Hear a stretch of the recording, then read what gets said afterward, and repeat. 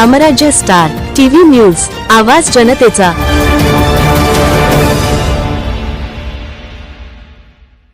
झाले बहु होतील बहु, परी तुमच्या समान तुम्हीच। अत्यंत दुर्दैवी अशी ती पहाट। अख्खं जग साखर झोपेत असताना पहाटे 5 वाजता शुभांगी सावंतचा फोन आला की आपले राजूदादा आपल्याला सोडून गेले। हे ऐकता क्षणीच जणू काही पायाखालची जमीनच सरकली। 12 जून 2026 नुकत्याच नवीन शैक्षणिक वर्षाला सुरुवात झाली होती आणि त्याच पहाटे राजूदादा नावाच्या अवलियाने अचानक एक्झिट घेतली। त्यांना हृदयविकाराचा झटका आला आणि काही क्षणात होत्याचे नव्हते झाले। राजू म्हणजे अतिशय भावनिक नाव, कोणत्याही नात्यात असो राजू नावाचे सर्वात मोठे योगदान। हे एक जबाबदारीचं आणि लोकांना मनापासून मदत करणाऱ्या विश्वासाचं नाव।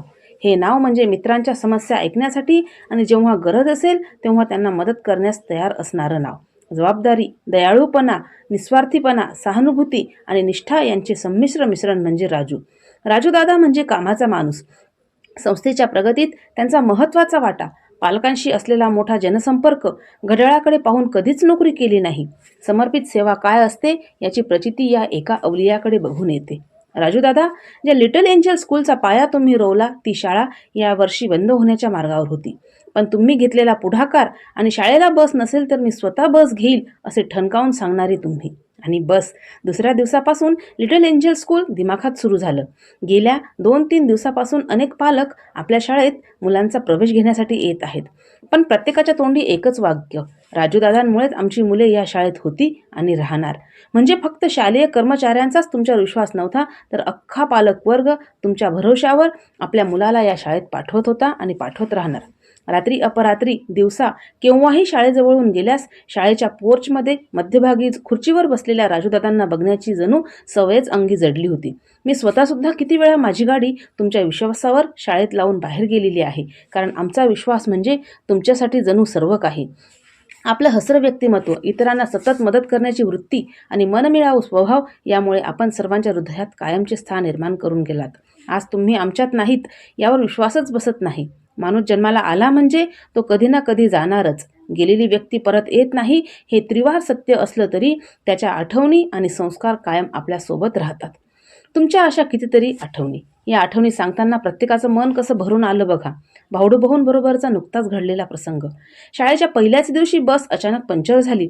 त्यावेळी त्यांच्या लक्षात आले की आता राजूदादा असते तर त्या क्षणात त्यांनी दुसरी गाडी त्या मार्गावर पाठवली असते। हे सांगता सांगता सुद्धा रडणारे भावडू। इतकेच काय, तुमच्या चेष्टेचे तुमची दाजी म्हणजे आपल्या संस्थेचे प्रशासकीय अधिकारी देवरे साहेब यांना सुद्धा अश्रू आवरणं कठीण झालंय। डॉक्टर सुभाष आहेर म्हणतात, राजू म्हणजे राजा माणूस, कोणत्याही कामात तत्परता आणि विश्वासू व्यक्तिमत्व। कुणाची तब्येत बिघडली तर धावपळ करून पेशंटला वेळीच दवाखान्यात पोहोचवायचं, पण नियती मात्र तुमच्या तब्येतीपुढे हरली राजूदादा। तुम्हाला स्वतःलाच या नियतीने दवाखान्यापर्यंत सुद्धा जाऊ देण्याचा अवधी दिला नाही। सहकारी कर्मचाऱ्यांना कधीही आणि कितीही आर्थिक मदतीची अडचण आली असल्यास ती राजूदादांनी तात्काळ एका फोनवर सोडविली असेल। ज्याप्रमाणे एक कुटुंब प्रमुख कुटुंबाची धुरा सांभाळत असतो, त्याचप्रमाणे राजू दादांनी या दौलत गुरुकुलाची धुरा सांभाळली आणि संस्थेचा विश्वास तुमच्यावर कायम असतानाच तुम्ही संस्थेला पोरकं करून गेलात। बीएड, लिटल एंजल स्कूल किंवा दौलत गुरुकुल यापैकी कोणताही असा एकही शालेय कर्मचारी नसेल की ज्यांची चेष्टा तुम्ही केली नसेल, पण इतकी चेष्टा मस्करी करून सुद्धा समोरच्या व्यक्तीला राग येणं शक्यच नाही असे राजूदादा होते। शुभांगी सावंतने तुमच्याविषयी आठवण व्यक्त केली की एवढ्या 13 वर्षात प्रथमच तुमच्याशिवाय नवीन शैक्षणिक वर्षाचे नियोजन करताना तिला किती अडचणींचा सामना करावा लागला। यामध्ये कोणत्या गाडीवर कोण जाणार, गाड्यांचे डिझेल, हिशोब या सर्व गोष्टींचे नियोजन करणारेच आज आपल्यात नाहीत।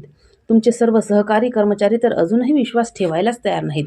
हिंगोलीला मुलांना घ्यायला कोण जाईल, त्याच्याबरोबर दुसरी व्यक्ती कोण जाईल, कोणत्या मार्गावर कोणती गाडी पाठवायची, हे सर्व नियोजन आज एका झटक्यात कोलमडून गेले आहे।